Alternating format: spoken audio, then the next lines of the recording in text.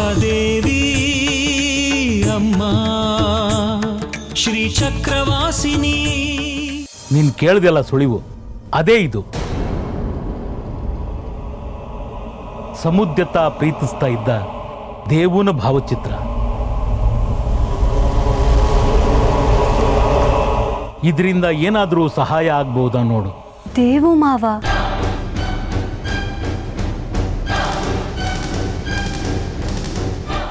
ದೇವು ಮಾವನ್ನ ಹುಡುಕಿ ಸಮುದ್ರತ ಜೊತೆ ಮದುವೆ ಮಾಡಿಸ್ಲೇಬೇಕು, ಏನಾದರೂ ಆಗಲಿ. ನಾವಿಲ್ಲಿ ಇರ್ಕೊಂಡು ಅಂತ ಹುಡುಕಾಗಲ್ಲ, ವಾಪಸ್ ಚಕ್ರಪುರಿಗೆ ಹೋಗೋಣವಾ? ಅಲ್ಲಿ ಲಲಿತಮ್ಮನ ಹತ್ರ ನಿಮ್ಮ ದೇವು ಮಾವನ ಬಗ್ಗೆ ಏನಾದ್ರು ಗೊತ್ತಿದೆ ಅಂತ ಕೇಳೋಣ. ಬಿಟ್ಟು ಅನ್ನೋ ಕ್ಷೇತ್ರ ದರ್ಶನಕ್ಕೆ ಅಂತ ಬಂದಿದ್ವಿ. ಕ್ಷೇತ್ರ ದರ್ಶನಕ್ಕೆ ಬಂದಿರೋವಾಗ ಹಾಗೆಲ್ಲ ವಾಪಸ್ ಹೋಗಬಾರ್ದು. ಕ್ಷೇತ್ರ ದರ್ಶನ ಮಾಡ್ಕೊಂಡೇ ಹೋಗ್ತೀವಿ. ಜಾಜಿ, ಬಂದ್ ಕೆಲಸ ಆಯ್ತಾ? ಅಮ್ಮನವ್ರ ದರ್ಶನ ಆಯ್ತಾ? ಸೇವೆ ಮಾಡಿದ್ಯಾ?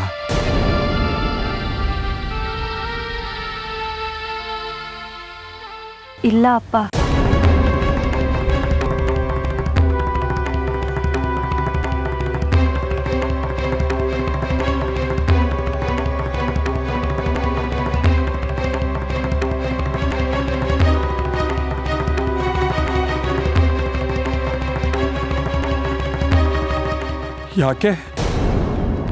ಯಾಕಾಗ್ಲಿಲ್ಲ?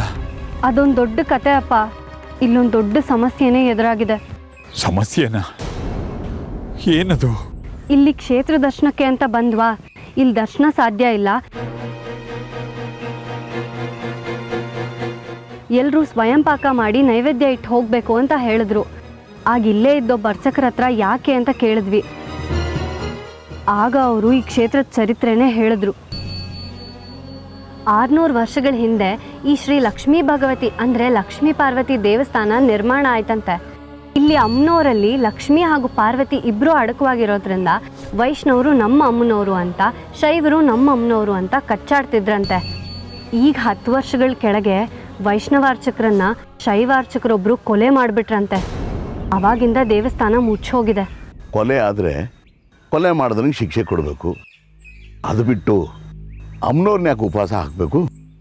ಅಲ್ಲೇ ಇರೋದು ವಿಷಯ ದೇಶಿಕ್ರೆ.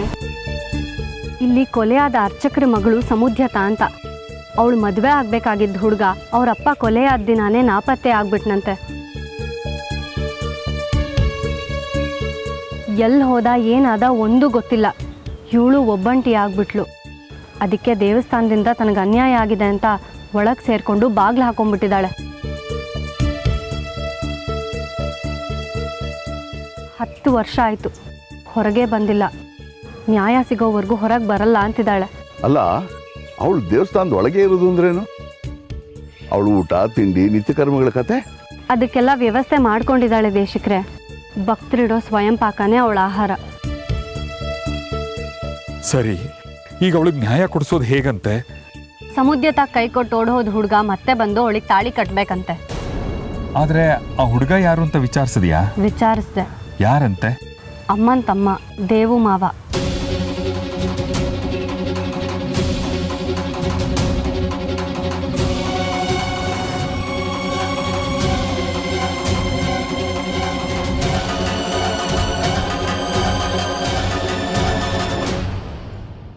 ಅಮ್ಮ ಅಮ್ಮ, ಏನಿಲ್ಲಂತ?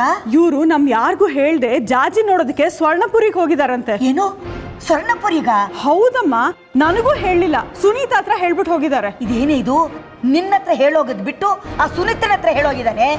ನನಗೆ ಯಾಕೆ ಹೇಳಲಿಲ್ಲ ಇವರು? ನನಗೂ ಅವಳ ಮಗಳಲ್ವಾ, ನನಗೂ ಅವಳು ನೋಡಬೇಕು ಅಂತ ಇರೋದಿಲ್ವಾ? ನನಗೊಂದು ಮಾತು ಹೇಳಿದರೆ ನಾನು ಅವ್ರ ಜೊತೆ ಹೋಗಿರ್ತಾ ಇದ್ನಲ್ಲ. ಈಚೀಚೆಗೆ ಯಾಕೋ ಎಲ್ಲ ಗುಟ್ ಮಾಡ್ತಾ ಇದ್ದಾರೆ.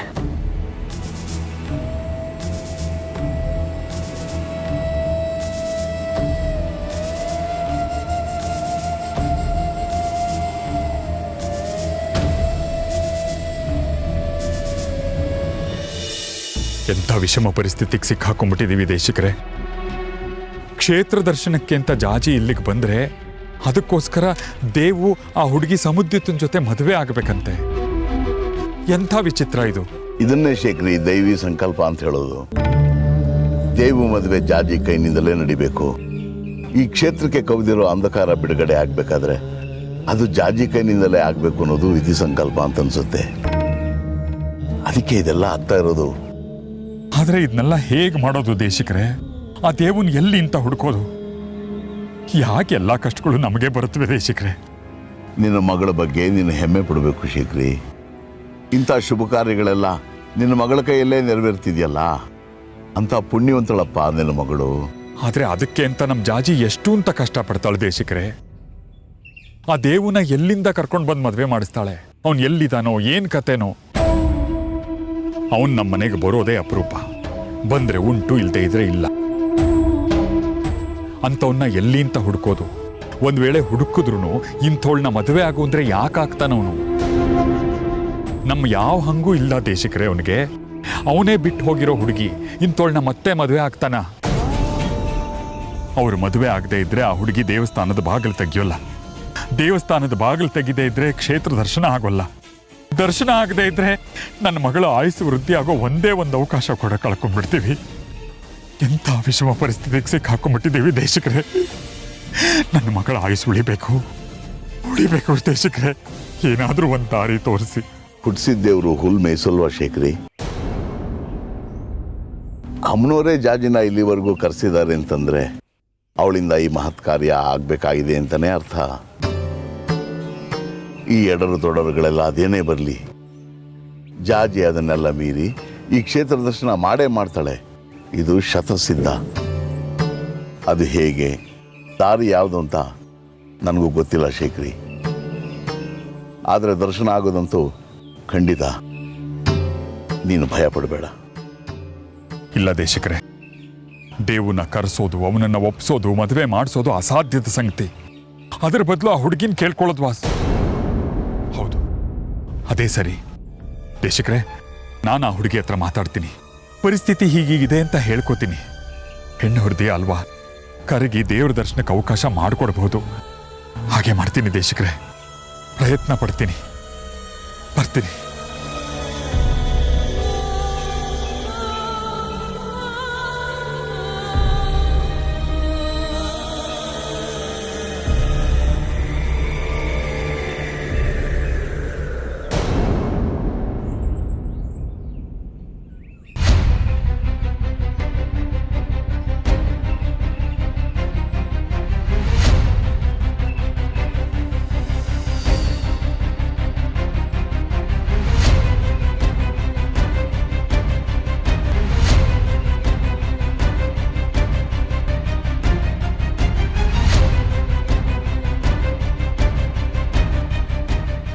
ಸಮುದ್ಯತಾ,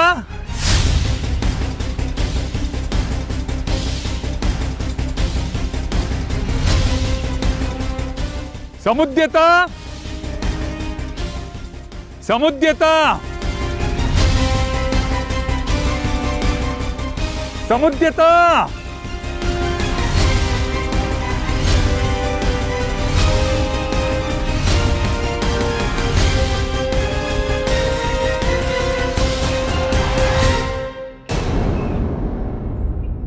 ಸಮುದ್ಯತಾ, ಯಾರದು?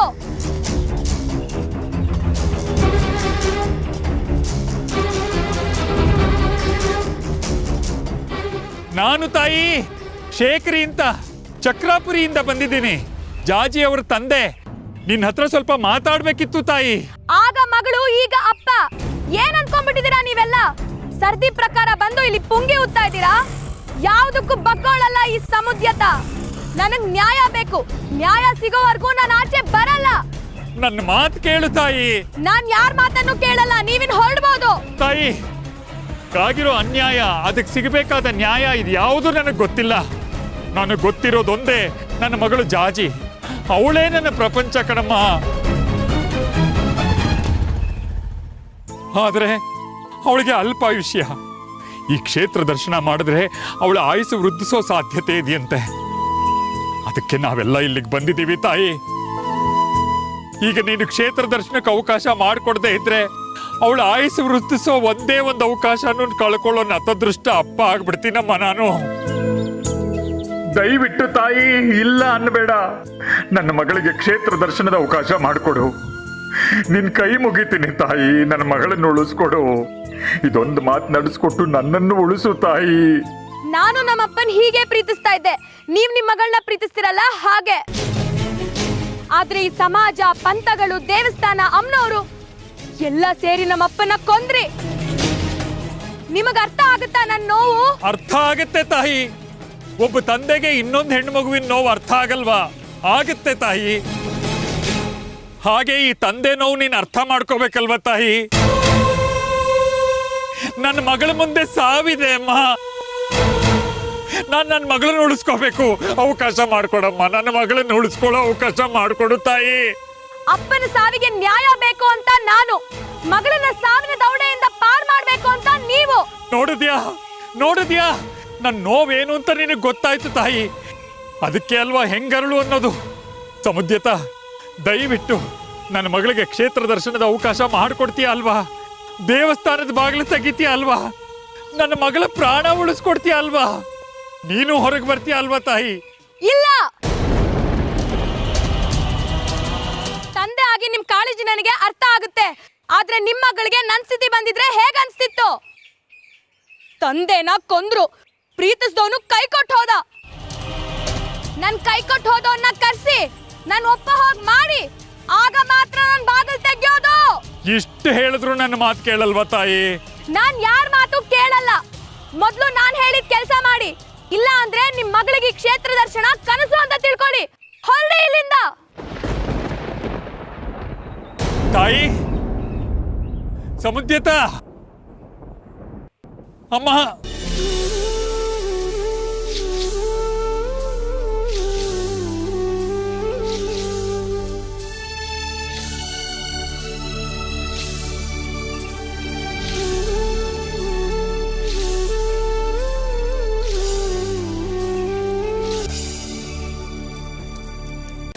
ನಂಗೆ ಗೊತ್ತಿತ್ತು ಶೇಖರಿ ಇದು ಹೀಗೆ ಆಗುತ್ತೆ ಅಂತ. 10 ವರ್ಷದಿಂದ ಆ ಬಾಗಿಲು ತೆಗೆದೆ ಒಳಗಡೆ ಇರೋ ಸಮುದ್ಯತ ನೀನು ಹೇಳಿದ ತಕ್ಷಣ ಬಾಗಿಲು ತೆಗೆದು ಬಿಡ್ತಾಳ? ನಿನ್ನ ಮನಸ್ಸಿಗೆ ಬೇಜಾರಾಗಬಾರ್ದು, ನೀನು ಒಂದ್ಸರಿ ಪ್ರಯತ್ನ ಪಡಲಿ ಅಂತ ನಾನೇ ಸುಮ್ಮನಾದೆ. ಈಗ ಫಲಿತಾಂಶ ಗೊತ್ತಾಯ್ತಲ್ಲ, ಅವಳು ಹೊರಗಡೆ ಬರೋದಿಲ್ಲ. ಅವಳು ಹೇಳಿದ್ದು ನಡೆಯೋವರೆಗೂ ಅವಳು ಹೊರಗಡೆ ಬರೋದಿಲ್ಲ. ಮತ್ತೀಗ ಏನ್ ಮಾಡೋದು ದೇಶಕರೇ? ಆ ದೇವನ್ ಎಲ್ಲಿಂದ ಹುಡುಕ್ ಕರ್ಕೊಂಡು ಬರೋದು? ನಾನು ಅದನ್ನೇ ಯೋಚನೆ ಮಾಡ್ತಿದ್ದೀನಿ ಶೇಖರಿ. ಯಾವ ಜನ್ಮದಲ್ಲಿ ಎಂಥ ಪಾಪ ಮಾಡಿ ಯಾರು ಹೊಟ್ಟೆ ಉರಿಸಿದ್ದೀನೋ ಗೊತ್ತಿಲ್ಲ, ಒಂದಾದ ಮೇಲೆ ಒಂದು ಕಷ್ಟಗಳು ಬರ್ತಾ ಇವೆ. ಇಂಥ ನೀಚ ಪರಿಸ್ಥಿತಿ ಯಾವ ಶತ್ರುಗಳಿಗೂ ಬರಬಾರ್ದು. ಎಲ್ಲ ಕಡೆಯಿಂದಲೂ ಸೋಲು ಸೋಲು ಸೋಲು. ಆವೇಶಕ್ಕೊಳಗಾಗ್ಬೇಡ ಶೇಖರಿ, ಸಮಾಧಾನ ಮಾಡ್ಕೊ. ಇನ್ನೆಲ್ಲಿ ಸಮಾಧಾನ ದೇಶಕರೇ? ನನ್ನ ಪರಿಸ್ಥಿತಿ ನೀವೇ ನೋಡಿದ್ರಲ್ಲ. ಆ ಸಮುದ್ಯತ ಹತ್ರ ಕೈ ಮುಕ್ಕೊಂಡು ಪರಿಪರಿಯಾಗಿ ಕೇಳ್ಕೊಂಡೆ, ನನ್ನ ಮಗಳ ಪ್ರಾಣ ನಿನ್ನ ಕೈಲಿದೆ ಅಂತ. ಆದರೆ ಅವಳ ಹಠ ಬಿಡೋಕ್ಕೆ ತಯಾರಿಲ್ಲ. ಅವಳು ಎಲ್ಲ ಅಮ್ಮನವ್ರ ಚಿತ್ತ ಶೇಖರಿ. ಅವಳು ಹೇಗೆ ಆಡಿಸ್ತಾಳೋ ಹಾಗೆ ಆಡೋದಷ್ಟೇ ನಮ್ಮ ಕೆಲಸ. ಅಮ್ಮನವರಾದರೂ ಇಂಥ ಪರಿಸ್ಥಿತಿಲಿ ನಮ್ಮ ಕೈ ಹಿಡಿಬಾರ್ದ? ಆ ದೇವನ್ ಎಲ್ಲಿ ಇಂಥ ಹುಡ್ಕೋದು? ಯಾರಿದಾರೆ ನಮ್ಮ ಸಹಾಯಕ್ಕೆ? ನಾನಿದ್ದೀನಿ.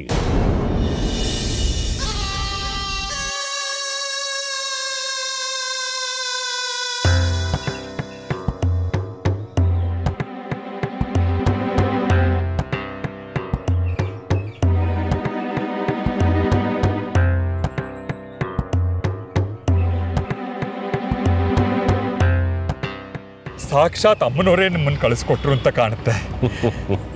ಶೇಖರಿ, ಅಮ್ಮನವ್ರ ಅಪ್ಪಣೆ ಇಲ್ಲದೆ ನಾನೆಲ್ಲೂ ಹೋಗಲ್ಲ ಅಂತ ನೀನು ಗೊತ್ತಿಲ್ವಾ? ಅದು ಗೊತ್ತಿರೋದೇ ಯಜಮಾನ್ರೆ. ಆ ವಿಷಯ ಎಲ್ಲ ನನಗೂ ಗೊತ್ತಾಗಿದೆ ಶೇಖರಿ. ನಿನಗೆ ಸಹಾಯ ಮಾಡೋಣ ಅಂತಾನೆ ನಾನು ಇಲ್ಲಿಗೆ ಬಂದಿದ್ದು. ಯಜಮಾನ್ರೆ, ನೀವು ನನಗೆ ಸಹಾಯ ಮಾಡ್ತೀರಾ? ಯಾಕೆ ಅನುಮಾನನ? ಎಷ್ಟೋ ಸಾರಿ ನಿನಗೆ ಸಹಾಯ ಮಾಡಿಲ್ವಾ? ಈಗಲೂ ಹಾಗೆ. ಆದರೆ ಇದು ಬೇರೆ ಥರದ ಸಮಸ್ಯೆ ಯಜಮಾನ್ರೆ. ನಮ್ಮ ಜಾಜಿ ಅಲ್ಪಾಯುಷ್ಯ. ನನಗೆ ಗೊತ್ತಿದೆ ಶೇಖರಿ, ಅದು ಗೊತ್ತಿದ್ದೇ ನಾನು ಇಲ್ಲಿಗೆ ಬಂದಿರೋದು. ದೇವನ ಹುಡುಕೊಡ್ತೀನಿ ಅಂತ ಹೇಳ್ತಾ ಇರೋ. ನಿಜಾನ? ನಿಮಗೆ ಹೇಗೆ ಅವನು ಗೊತ್ತು? ಶೇಖರಿ, ನಾನು ಸಾಕ್ಷಾತ್ ತ್ರಿಪುರ ಸುಂದರಿ ಅಮ್ಮನವ್ರ ಜೊತೆನೆ ಮಾತಾಡೋನು. ಎಕ್ಕಚ್ಚಿತ್ ಮನುಷ್ಯ, ಅವನು ಸಿಗೋದಿಲ್ವಾ? ಸಿಕ್ಕೇ ಸಿಗ್ತಾನೆ. ಇಷ್ಟಕ್ಕೂ ಅದೆಲ್ಲ ನಿನ್ಗೆ ಯಾಕೆ? ಅವನು ಬಂದು ಸಮುದ್ರದಾಗ ತಾಳಿ ಕಟ್ಟಿ ಜಾಜಿಗೆ ಕ್ಷೇತ್ರ ದರ್ಶನ ಆದರೆ ಆಯ್ತಲ್ವಾ? ಅದನ್ನು ನಾನು ನೋಡ್ಕೊಳ್ತೀನಿ. ಅದಕ್ಕೆ ಪ್ರತಿಯಾಗಿ ನೀನು ನನಗೇನು ಮಾಡ್ತೀಯ? ಏನ್ ಬೇಕಾದ್ರೂ ಮಾಡ್ತೀನಿ ಯಜಮಾನ್ರೆ. ಶೇಖ್ರಿ, ಹಾಗೆ ಹಿಂದೆ ಮುಂದೆ ನೋಡದೆ ಮಾತು ಕೊಡಬೇಡ. ಈ ಶಾಸ್ತ್ರಗಳ ಸಂಚು ಬೇರೆ ಏನೋ ಇದೆ. ದೇಶಿಕರೇ, ನನಗೆ ನನ್ನ ಮಗಳ ಪ್ರಾಣ ಮುಖ್ಯ. ಅದಕ್ಕೋಸ್ಕರ ನಾನು ಏನು ಬೇಕಾದ್ರೂ ಮಾಡ್ತೀನಿ.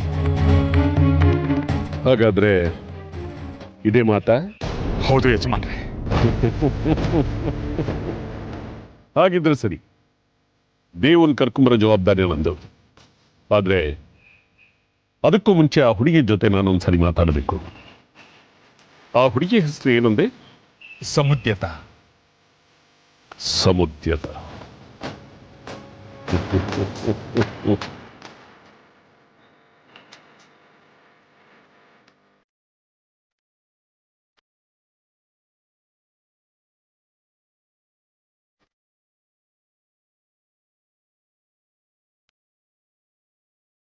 ಏನಾಗಿದೆ ಶೇಖ್ರಿ ನಿನಗೆ? ವಿರೂಪಾಕ್ಷ ಶಾಸ್ತ್ರಗಳು ಮಾಡಿರೋ ಅನ್ಯಾಯಗಳು ನಿನಗೆ ಗೊತ್ತಿಲ್ವಾ? ಎಲ್ಲ ಮರ್ತು ಹೋದ್ಯಾ? ಇದೇನ್ ದೇಶಿಕರೇ ಹೀಗಂತೀರಿ? ವಿರೂಪಾಕ್ಷ ಶಾಸ್ತ್ರಿಗಳು ಏನು ಅಂಥದ್ದು ಮಾಡಿದ್ದಾರೆ? ಅವರು ಯಾವಾಗಲೂ ನಮ್ಮ ಪರಾನೇ. ಹಾಗೆ ನೋಡಿದ್ರೆ ಜಾಜಿ ನಮ್ಮ ಮಾತು ಮೀರಿ ಬಂಗಾರಿನ ಮದುವೆ ಆದ್ಲು ಅಂತ ನಾವು ಮನೆಯಿಂದ ಹೊರಗಡೆ ಹಾಕಿದ್ವಿ ಅವ್ರನ್ನ. ಅವರಿಬ್ಬರಿಗೂ ಆಶ್ರಯ ಕೊಟ್ಟೋರೇ ವಿರೂಪಾಕ್ಷ ಶಾಸ್ತ್ರಿಗಳು. ಜಾಜಿ ಬಗ್ಗೆ ಅವ್ರಿಗೊಂಥರ ಮಮತೆ. ಅಂಥವ್ರ ಬಗ್ಗೆ ಹೀಗೆ ಹೇಳ್ತಿರಲ್ಲ. ನಮ್ಮ ಇಡೀ ಚಕ್ರಾಪುರಿಗೆ ನಡೆದಾಡೋ ದೇವರು ಅಂದರೆ ವಿರೂಪಾಕ್ಷ ಶಾಸ್ತ್ರಿಗಳು. ದೇವಸ್ಥಾನದಲ್ಲಿ ನನಗೆ ಪ್ರಸಾದ ಮಾಡೋ ಕೆಲಸ ಕೊಡಿಸಿ ನಮ್ಮ ಸಂಸಾರಕ್ಕೆ ಭದ್ರ ನೆಲೆ ಕೊಟ್ಟೋರವರು. ನಮ್ಮ ಸುಂದರಿ ಇದ್ದಾಗಲೂ ಜಾಜಿ ಬಂದ ಮೇಲೂ ನಮ್ಮ ಮಕ್ಕಳ ಬಗ್ಗೆ ವಿಶೇಷ ಮಮಕಾರ ತೋರಿಸಿದವರು. ಯಾವ ಜನ್ಮದಲ್ಲಿ ಬಂಧುಗಳಾಗಿದ್ರು, ಈ ಜನ್ಮದಲ್ಲಿ ನನ್ನ ಎಲ್ಲ ಕಷ್ಟಗಳಿಗೂ ಹೆಗಲು ಕೊಡೋರಾಗಿದ್ದಾರೆ.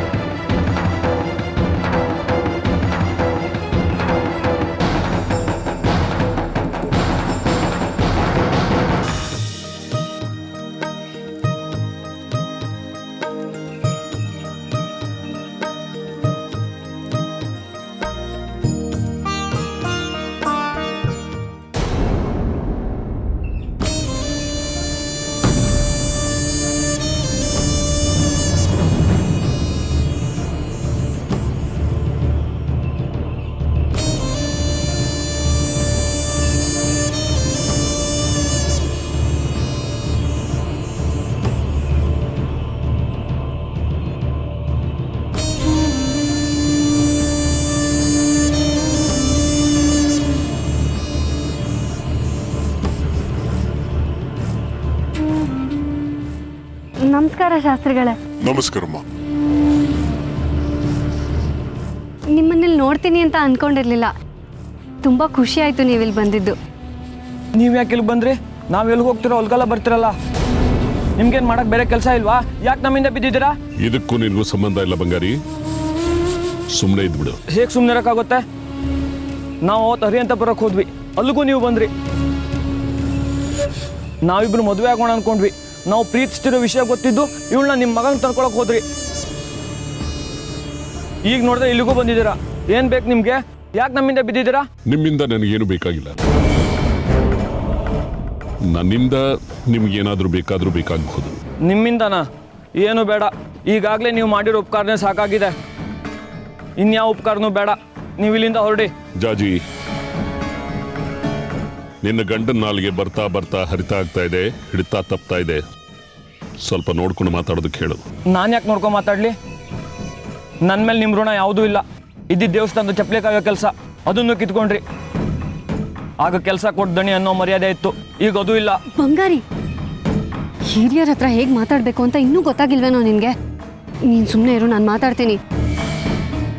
ಅದು ಶಾಸ್ತ್ರಿಗಳು. ಬಂಗಾರಿ, ನಾನು ಮಾತಾಡ್ತೀನಿ ಅಂತ ಹೇಳ್ದೆ ತಾನೆ, ನೀನು ಸುಮ್ಮನೆ ಇರು. ಕ್ಷಮಿಸ್ಬಿಡಿ ಶಾಸ್ತ್ರಿಗಳೇ, ಇವ್ನು ನಿಮ್ಮ ಹತ್ರ ಸ್ವಲ್ಪ ಹೊರಟು ಅಂತ ನಿಮಗೆ ಗೊತ್ತಿದೆ ಅಲ್ವಾ? ಇವನ್ ಪರವಾಗಿ ನಾನು ನಿಮ್ಮ ಹತ್ರ ಕ್ಷಮೆ ಕೇಳ್ತೀನಿ. ಇವ್ರ ಹತ್ರ ಯಾಕೆ ಕ್ಷಮೆ ಕೇಳ್ತೀಯಾ? ನಾನು ಏನು ತಪ್ಪು ಮಾಡಿ? ಸುಮ್ಮನೆ ಇರು ಅಂದೆ ತಾನೆ. ಇದು ಇದು ಜಾಂಡ್ರ ಲಕ್ಷಣ. ಹೇಳಿ ಶಾಸ್ತ್ರಿಗಳೇ, ನೀವೇನಿಲ್ಲಿ? ಏನಾದರೂ ಕೆಲಸ ಇತ್ತಾ? ಕೆಲಸ ಏನಿಲ್ಲಮ್ಮ, ನಿನ್ ಸಮಸ್ಯೆಲಿದೆಯಾ ಅಂತ ಗೊತ್ತಾಯ್ತು, ನನ್ನ ಕೈಲ ಸಹಾಯ ಮಾಡೋಣ ಅಂತ ಬಂದೆ. ಈ ವಿಷಯ ನಿಮಗೆ ಯಾರು ಹೇಳಿದ್ರು?